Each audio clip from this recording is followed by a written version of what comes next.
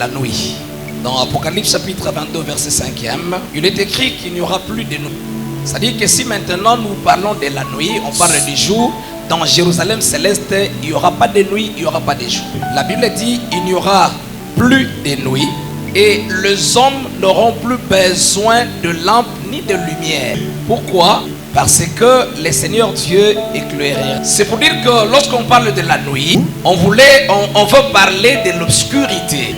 On voudrait parler de ténèbres. La nuit est synonyme de ténèbres et synonyme de l'obscurité. Parce que le récit de la création parle aussi de la nuit, parle du jour et confirme que la nuit veut dire l'obscurité. Dans Genèse chapitre 1er verset 4, nous trouvons réellement que la nuit est synonyme de ténèbres, comme le dit le dictionnaire de Larousse. Mais en dehors du sens normal ou logique de la conception de la nuit, dans le langage biblique, le terme nuit est utilisé aussi dans le sens figuré et pris dans le sens péjoratif. La nuit a plusieurs significations. La nuit signifie d'abord le secret ou ce qui se fait en secret. Lisez Ephésiens chapitre 5 versets 12 et 13.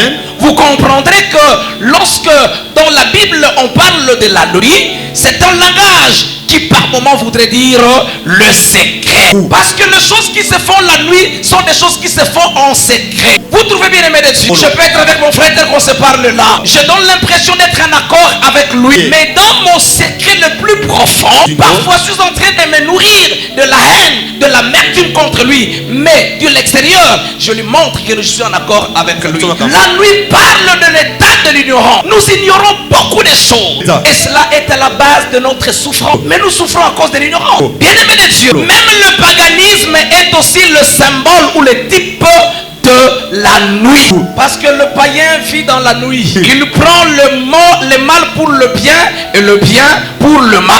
Acte chapitre 26 verset 18 l'atteste. Acte chapitre 26 verset 18. Amen. Le paganisme traduit aussi un état de péché. Non, j'allais dire la nuit traduit un état de péché. Celui qui est dans la nuit, c'est celui qui vit continuellement dans le péché. Ça c'est dans le sens figuré. Ceux qui vivent dans le péché vivent dans la nuit. Même quand physiquement nous voyons qu'on est pendant le jour, eux ils sont dans la nuit. Oui, parce que la nuit veut dire un état de péché.